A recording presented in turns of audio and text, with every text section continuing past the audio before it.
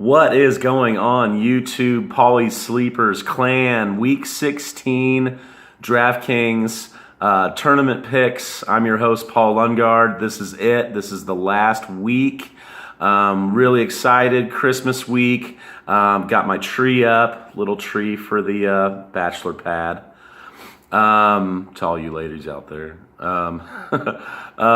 So we obviously didn't get things together with Jackson and Jeremy. Jeremy's still on a plane, and he's got a tight schedule this weekend, and I just didn't want to wait till late Saturday night to do this and have the video post early Sunday morning. You know, people probably aren't going to be wanting to mess with this on Christmas Eve morning. So we're doing this on Friday night, and Jackson couldn't make it. He had to help out his dad. But Jackson will be doing a separate video with his FanDuel cash lineups like he has been doing. So those of you who have been playing along with FanDuel, that is coming.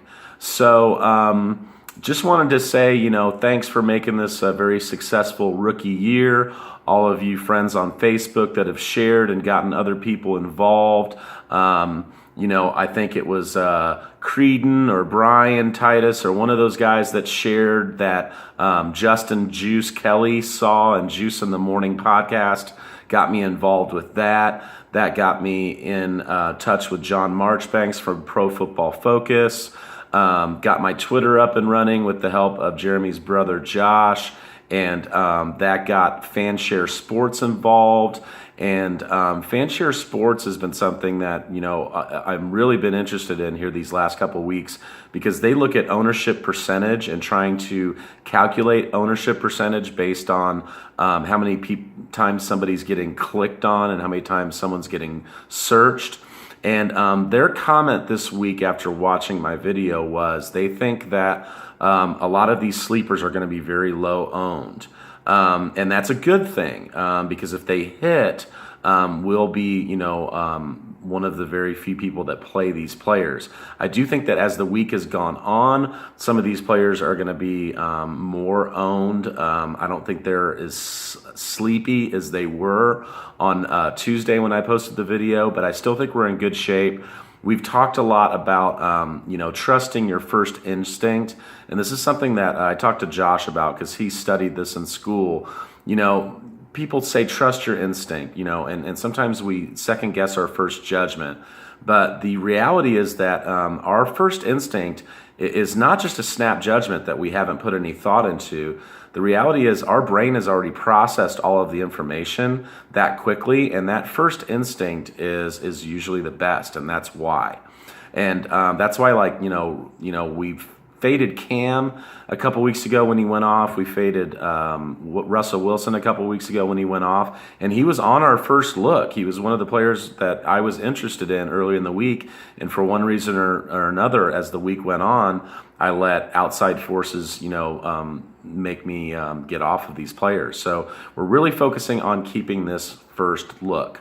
So this is very low rent today. Obviously, no opening, no music, no you know, posting the lineups all official like on the DraftKings format. This is all handwritten like old school, and I kind of like this. You know, I mean, this is back to how it started. It started with just me and you guys. So let's do this. The first thing I want to show is Jeremy, before he got on the plane, shared 2 cash lineups with me. This is for DraftKings, and this is for cash double ups and 50-50s. However you want to play your cash tournaments, you can do triple ups too. I recommend doing the double ups where you're playing against 39 other people. I think it gives you the best chance to win.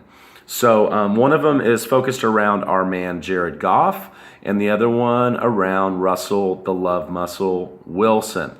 So he's got Goff with Christian McCaffrey, and if I put CMC, that's Christian McCaffrey, LaShawn McCoy or Leonard Fournette, and I think he switched it to Fournette on this one because he had LaShawn McCoy on this other one.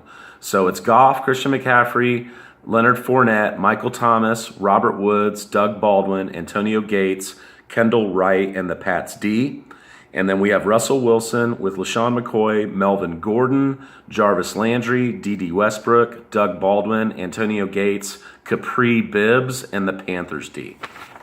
So here we go. So if you guys want to play cash, I would recommend these lineups. Jeremy does very, very well in cash lineups. So next, let's talk about sleepers. Sometimes I forget to talk about specifically the sleepers. This is why this all got started, was building a format around picking the best value plays and playing one or two of them in every lineup to be able to pay up for more high-priced players that are going to smash. So we're not expecting a lot out of these guys.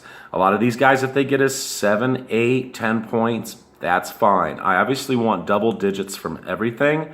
So this week I like Demarius Byrd, who is up and coming with the Carolina Panthers. And especially now that it looks like Curtis Samuel, their other wide receiver that kind of splits time with him, is going to be out, and he's only 3,500. I like Adam Humphries this week because there's a lot of injuries in the Tampa Bay wide receiving core and tight ends. They lost O.J. Howard for the season. Cameron Brate is banged up, and Deshaun Jackson is not going to play. Adam Humphries has a rapport with the quarterback there, and I think that it's a good play. It's only $3,000. And also, Carolina's secondary just sucks. Antonio Gates is a big play this week at 2,500. This is a chalky play now. A lot of people are talking about Gates because you just can't find somebody that's going to get this much action at the bare minimum. I don't think DraftKings thought that Hunter Henry was going to be put on IR. He got hurt in the last game. Well, he's out. Antonio Gates probably only has 2 more games of football left. What do you want to bet that Phillip Rivers just chokes him with the pigskin? Because he loves Antonio Gates. This way Antonio Gates can go out with a bang. I bet he scores 3 touchdowns in the next 2 weeks. Let's hope he gets 2 this week. Keenan Cole is priced up a little bit at 4,700 this week. We played him last week, I think, at like 3,400, and he got 37 DraftKings points. No big deal, but he's scored in like 3 weeks in a row. He had a monster week last week with 180 yards and a touchdown, and he's up and coming in that offense, and the 49ers secondary sucks. Paul Richardson is OG Paulie Sleepers from week 1. I said that this guy was going to be good. He's leading the Seattle Seahawks wide receiver core in yards and touchdowns. And Dallas gives up, I think, the 4th most fantasy football points to wide receivers. So give me some of that. That's a must-win game for Seattle and Dallas. Paul Richardson, 4,400. Capri Bibbs is 3,500. If you don't know who he is, that's fine. But he's going to be getting most of the action for the Washington Redskins this week, as they have just lost running back after running back. The last one to go down was Samaje Perine. Coach said that he's hopeful that he'll play. He has a groin injury. That's bad for running backs. I'm not thinking he's going to play. Definitely you could pull Capri Bibbs out of your lineups if they say Samaje Perine is going to play and get work. But I think he's going to get a lot of looks. He is also a PPR running back. He'll catch a lot of passes. And they're going against the Broncos at home. The Broncos' run defense is pretty good. Defense on the whole is pretty good. I think that he'll catch a lot more passes. Kendall Wright is 3,800, just ridiculously priced. I think it's just because he's a Chicago Bear. But he's gotten 24 targets in the last 2 weeks and has caught most of those for 14 DraftKings points and 24 DraftKings points. And Cleveland's defense has been going down the tubes. That's a home game too. At only 3,800. Eric Ebron is only 3,700.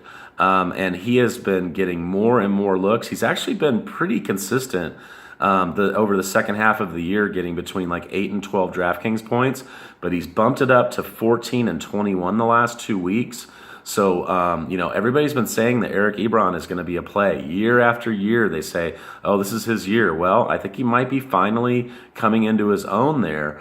And that's a must-win game at Cincinnati. And like I've been saying the last couple of weeks, Cincinnati's just, they've jumped the shark. They've given up. A couple other ones that we're not playing a bunch. I don't even know if Cody Latimer is in any of these, but that's basically because I'm not sure if Paxton Lynch or Brock Osweiler is going to start. But Brock Osweiler lit this kid up last week for like 8 catches for 60 yards, a touchdown, and a 2-point conversion. So if Brock plays, you could definitely play Cody Latimer for 3,200. And also because Josh Norman will be covering Demarius Thomas. So Emmanuel Sanders is out. So Cody Latimer is going to get the start there. James White is a good one here, and we're playing him at 4,100. So when Rex Burkhead is out, James White averages 3.5 more targets. And it's just going to be pretty much him and Dion Lewis with maybe a little bit of Gillislee sprinkled in. But I like his price on a must-win game there at 4,100. And Kenny Stills at 4,000. When I get a feeling for Kenny Stills, he usually does really good, and he's definitely a boom or bust play, but that's a GPP play, is a boom or bust play. He might get us 3, but he might get us 23. And I think he's a great value at 4,000. The last one that just came into light today that we've put in some of these lineups is Elijah Penny for Arizona. So they're at home. They're playing against a horrible Giants defense, and they are really bad against the run. And it looks like Kerwin Williams, who took over for Adrian Peterson, looks like Kerwin Williams is going to be out, so Elijah Penny is going to get the start. Kind of interesting story I read this week. Elijah Penny didn't want his mom to worry about his future and actually lied to her and told her that he had signed a contract with the Cardinals when he had not.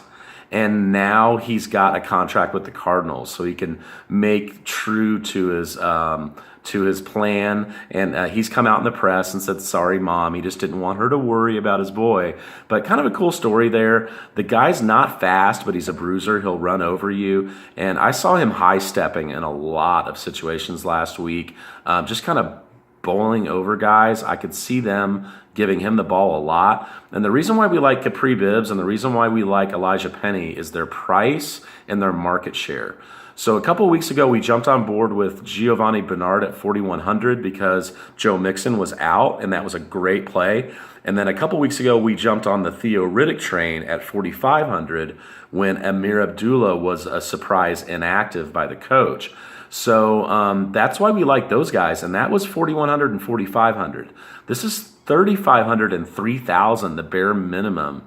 That's because DraftKings was not ready for these guys to get the start. They're going to get the start. We need to jump on it. You'll also notice that most of these running back situations I'm pairing with the defenses because I like doing that, and I think they're good situations. And then there's a lot of times here where we're playing the quarterback with their pass-catching running back because there's a good correlation there. So I think these are all smart plays. Let's get into them so we can get on with our Christmas weekend. So Cam Newton is going to be very chalky this week because he had 4 touchdowns last week. But I think he's a great play. We've got a lineup here. They all have Christian McCaffrey because he's the offense is flowing through him now. We've got one with Dion Lewis, who's going to be the starter for the Pats this week, paired with the Pats D. Playing Cam with Keenan Allen, who's going to be really good this week. His injury designation is off. They're playing against the Jets. Michael Thomas at Atlanta. It's a small sample size, but in 3 career games versus Atlanta, he's torched them, and he torched them 2 weeks ago when they played. Robert Woods, who I think is ridiculously underpriced at 6,500. That's just because he's just coming back from injury. But if you look at all the games he's played, he's definitely Jared Goff's number 1 look. Antonio Gates, we're getting into a lot of these lineups. In these, he's our tight end in 3 of them. But in some of these lineups, you'll notice coming up that we've put him down in the flex, and that's allowed us to pay up at a lot of other positions. I paired Cam with Demarius Byrd on one of these because he's one of our sleepers. I paired him with Adam Humphries on one. Now Humphries is on the other side of the ball. This is a smart stack because if you stack one team, chances are the other team is going to try and catch up. So you want to have one of the guys from the other team coming back. We also did that with Mike Evans, who's ridiculously underpriced. I don't play a lot of Mike Evans because he's so up and down, but he's only 6,300 or 6,400 this week. And Carolina's secondary sucks, like I said before. We've got Devonta Freeman in this one. He's a great fit for this offense, better than Tevin Coleman. And I think people will fade Freeman because Coleman is back, and that's fine. I looked at his history. He actually does better when Coleman is in the game. We've got some Tyreek Hill here. We've got some Sterling Shepard. who a lot of people won't play because Arizona has Patrick Peterson, but Shepard plays in the slot, and Pat Peterson will not go into the slot. Kendall Wright, who we talked about. So we've paired up the Panthers D with Christian McCaffrey in this one, the Chargers D with Melvin Gordon in this one.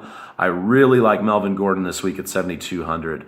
It looks like Eckler is going to sit. Eckler's been stealing a lot of his passing targets, so I think he's going to go back up to 7 or 8 catches a game as opposed to the 4 or 5 he's been getting. And it's just a great, great play for him. So here's all the cam stacks. Pause the screen if you got to write them down. There we go. And just like last week when we did this, as we go on, we won't have to talk about as many players because we've already talked about them.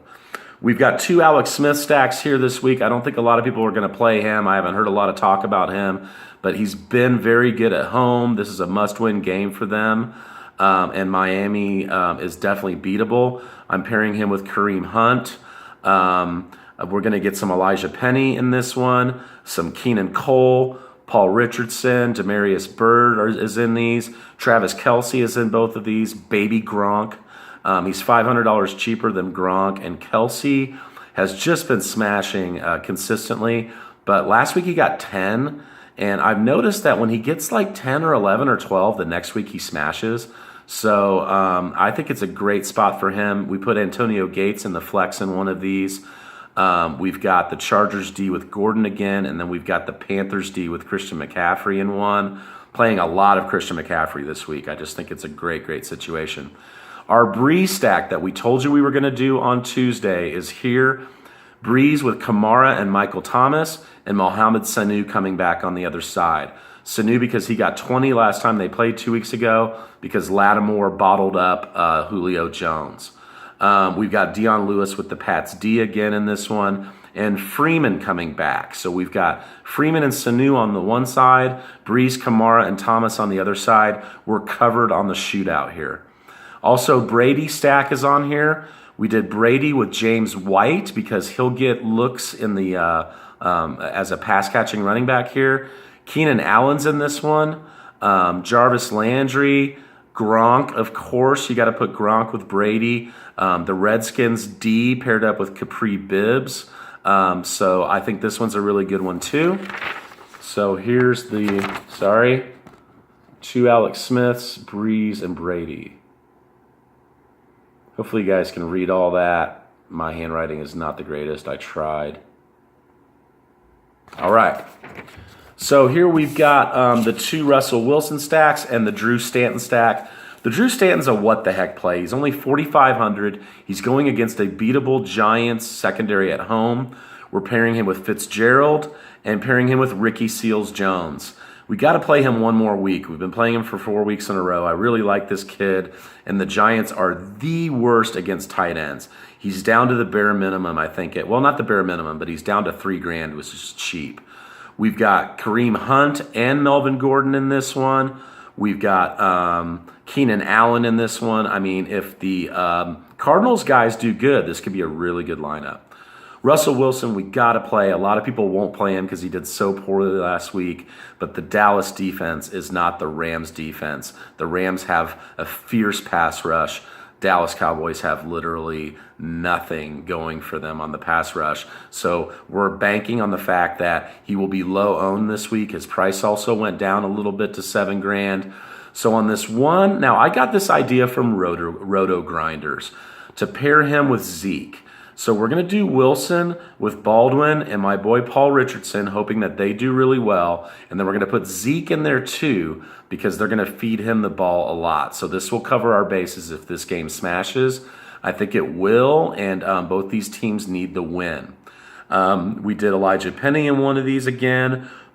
We've got Gronk in one of these Wilson stacks, which I think is a good idea. The Bears D just kind of solo because going against Cleveland, I think that'll be a good call. Chargers D we're playing again. We're trying to do as much Chargers as we can because the Chargers have been winning us a lot of money. So this is it. 2 Wilson stacks with Drew Stanton. All right.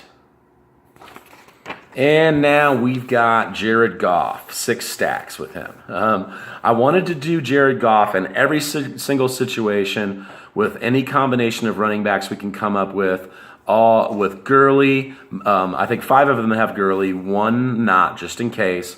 Melvin Gordon, Alvin Kamara is in here. Dion Lewis as much as possible.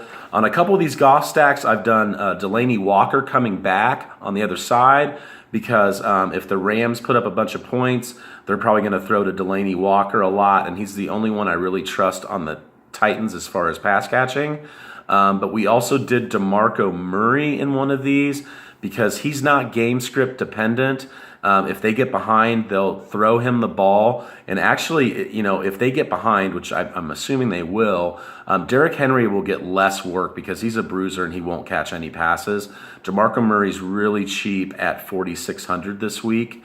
We're doing Gronk in these, Travis Kelce when we can, a couple with Delaney Walker. Almost all of them have Robert Woods because I just see him smashing this week.